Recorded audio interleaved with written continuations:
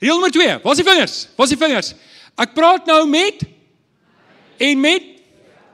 Okay. Word jou maatjie se grootste aanhanger. Wat bedoel ek daarmee? Wie van julle hang die bokke aan? Wie van julle hang die bokke aan? Joh. Vinnig vergete, vinnig vergete.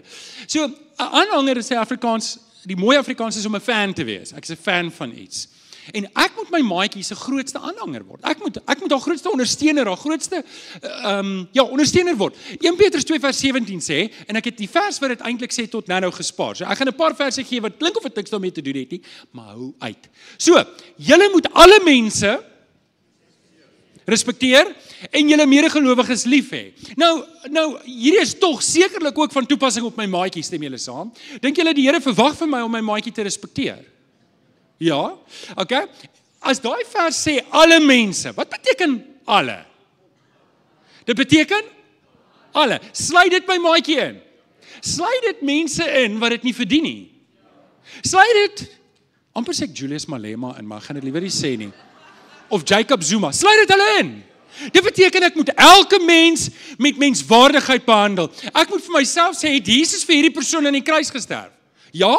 Het hy? Nee? Het hy? Ja, nee? Ja? Ja? Wel, dan moet ek daai persoon respekteer, want Jesus het daardie persoon so respekteer, dat hy sy lewe afgelê het vir daardie persoon. En as jy wonder, een van Jesus se sinne wat aan die kruis gesê het, Vader, vergewe hulle, want hulle weet nie wat hulle doen nie. Selfs sy vyande het Jesus met liefde en respek behandel.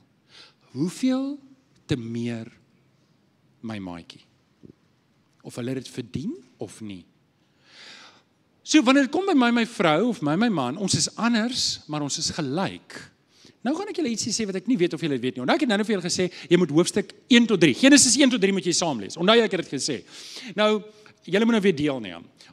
ChatGPT sê as mense deelneem in die boodskap, dan onthou hulle beter. So julle moet deelneem, sal julle probeer.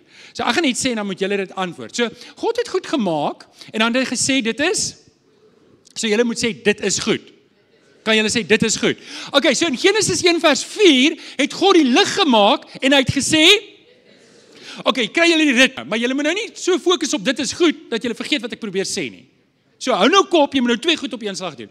So Genesis 1 vers 4 het God die lig gemaak en hy het gesê dit is goed. Hy het in Genesis 1 vers 10 het hy die see gemaak en gesê hy het in Genesis 1 vers 12 het die plante gemaak en hy het gesê hy het in Genesis 1 vers 18 die son, die maan en die sterre gemaak en gesê hy het Genesis 1 vers 21 nee, Genesis 1 vers 21 het hy die visse en die voëls gemaak en gesê en dan in Genesis 1 vers 25 het al die diere gemaak en gesê julle het gewonder of dit ooit gaan eindig, nee. Maar toe maak die Here vir Adam. Weet julle wat sê die Here toe? Ja, ek hoor 'n paar man sê, wel, dis baie goed. Dis nie wat die Here gesê het nie. Hy sê nadat hy Adam gemaak het, dis nie goed nie. Julle glo my nie. Wie glo my? Wie glo my nie? Sê no way, dis nie wat hy gesê. Dit staan daar. Ons kry dit man. Genesis 1. Nou jy moet Genesis 1 tot 3 lees. Dis goed, dis goed, dis goed, dis goed, dis goed. Maak Here vir Adam. O nee, dis nie goed nie. Waar is die arms wat weet dis nie goed nie? Jy vas af met julle hande. Genesis 2 vers 18. Verder het die Here God gesê, dis nie goed dat die mens, die man, alleen is nie. Ek sal vir hom iemand maak wat hom kan help, sy gelyke. Is dit nie mooi nie? Dis hoekom jy Genesis 1 tot 3 moet saam lees, anders te mis jy hierdie goeters.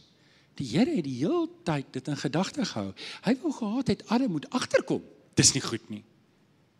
Want hy het al die diere name gegee en is so lank snaaks om met 'n koei te praat, dan is dit ook nie meer snaaks nie. En toe, na alles, toe maak, nee, julle lees nou te veel in daai ene in. So, ons is gelyk is, ons het mekaar nodig. Word jou maatjie se grootste aanhanger. Nou kan jy sê, wait a minute.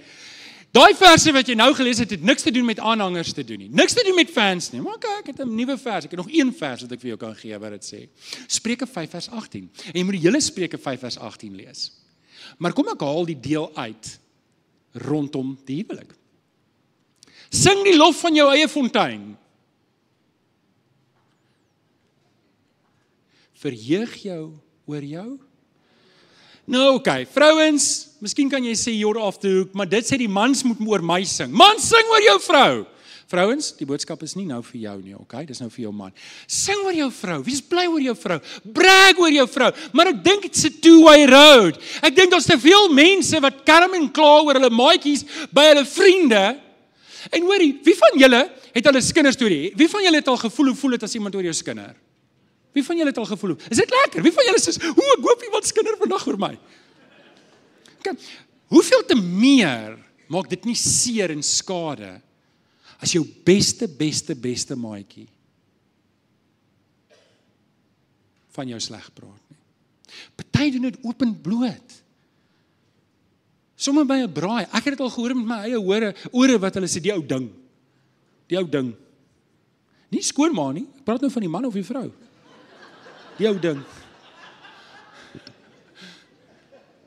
Wat beteken dit? Wat beteken dit dat ek moet sing oor my lof, oor my eie fontein? Wat beteken dit? Dit beteken, kan ek dit vry vertaal? Kan ek dit vry vertaal in Afrikaans wat jy dalk sal verstaan as ek sê word jou maatjie se grootste aanhanger? Hier's wat dit beteken en ek is toe nou verby. Ek het hom verbygegaan. Waar is hy nou? Ag, dit beteken maar net jy moet jou maatjie se grootste aanhanger word, okay? Brag oor jou maatjie. Kom ek brag 'n bietjie oor my maatjie, mag ek? Julle, as jy vir Tanya is 'n totale introvert. Sy's 'n totale introvert. So met ander woorde, sy sal nie maklik na jou toe loop en met jou gesprek hê nie. Maar as jy met haar gesprek het, sal sy dit doen. Maar julle het nou die donkiefoto gesien. Het julle die donkiefoto nou gesien? Okay. So sy het eendag toe sê sy vir my, ons was by 'n plek en daar was 'n donkie en sy het die donkie se kop gevryf. En dis oulik en toe sit sy met my met 'n koppie koffie en sy spreek my aan. Ernstig. En sy sê vir my, as jy my ooit sien met 'n donkie, dan moet jy 'n foto neem. En ek het nie sy dit so spesifiek gesê nie, maar sy het gesê, moenie dat ek weer oor praat nie. En ek het gekyk en ek het gesê, ek verstaan. My vrou het nog nooit so ernstig met my gepraat oor enige iets nie. So ek vrees die donkies. Ek vrees die donkies. Word jou vrou se grootste aanhanger, man. Word jou man se grootste aanhanger. Jy moet bloos as jou man oor jou praat, so goed praat. Jy moet bloos oor jou vrou. So, jy moet sê, nee man, alles is nie waar nie. Sy verbeel haarself. Dis hoe dit moet wees. Kom ons sê 'n bietjie amen toe.